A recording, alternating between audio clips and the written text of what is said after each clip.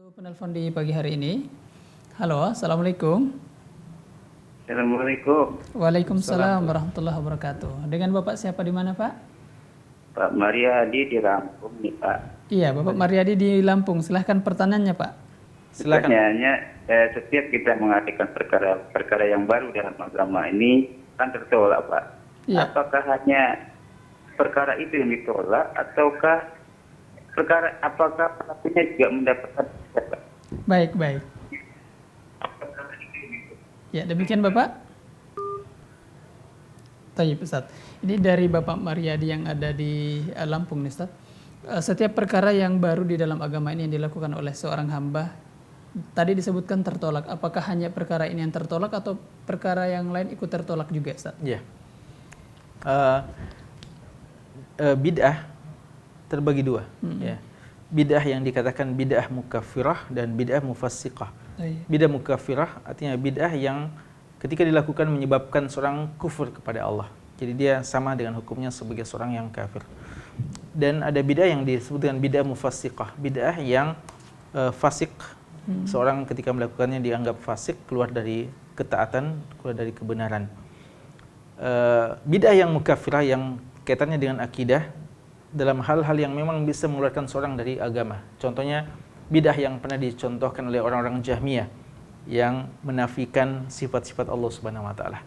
Maka orang Jahmiyah itu melakukan bid'ah walaupun mengaku sebagai muslim, tapi mereka adalah kafir sebagaimana kata ulama kita. Sehingga dalam keadaan yang seperti itu, seluruh amalan-amalannya itu tidak diterima di sisi Allah. Karena orang-orang kafir amalannya tidak diterima di sisi Allah secara umum, bagaimanapun amalan yang dilakukan itu. Jadi baik yang bid'ahnya maupun yang lainnya. Ada yang dinamakan bid'ah mufassiqah, bid'ah yang tidak sampai ke kufuran, bid'ah yang menyelisihi kebenaran dalam persoalan ibadah-ibadah biasanya, umumnya dalam persoalan ibadah-ibadah fi'liyah, ibadah-ibadah yang dikerjakan. Ya, seperti orang yang melakukan amalan yang tidak dicontohkan. Ya, ada seorang yang pernah sholat 2 rakaat setelah sholat subuh. Ya, atau setelah salat asar. Lalu ditegur oleh Sa'id bin Musayyib rahimahullah, Sayyidut Tabi'in, menegur beliau. Lalu orang tersebut mengatakan, "Wahai Sa'id bin Musayyib, apakah Allah akan menyiksa saya? Ya, apakah Allah menghukumi saya terhadap 2 rakaat yang saya lakukan ini? Padahal salat kan adalah ibadah yang sangat mulia. Saya melakukan salat, saya sujud kepada Allah. Kenapa Allah mau menolak apa yang saya lakukan?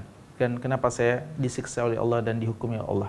Kata Sa'id bin Musayyib rahimahullah, Allah tidak menyiksamu dan tidak menghukumimu karena kamu sholat, tapi Allah menghukumimu karena kamu menyelisihi sunnah Nabi Sallallahu Alaihi Wasallam. Jadi orang yang melakukan ibadah walaupun kelihatannya baik, tapi dia menyelisihi sunnah Nabi Sallallahu Alaihi Wasallam, maka itu bid'ah, ya, dan tidak diterima amalan tersebut secara khusus. Amalan tersebut bukan berarti ketika dia sholat duhur, ya, atau ketika dia puasa Ramadan, itu juga ditolak. Tidak.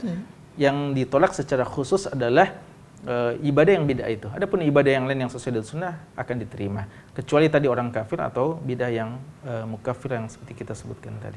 Allahu a'lam.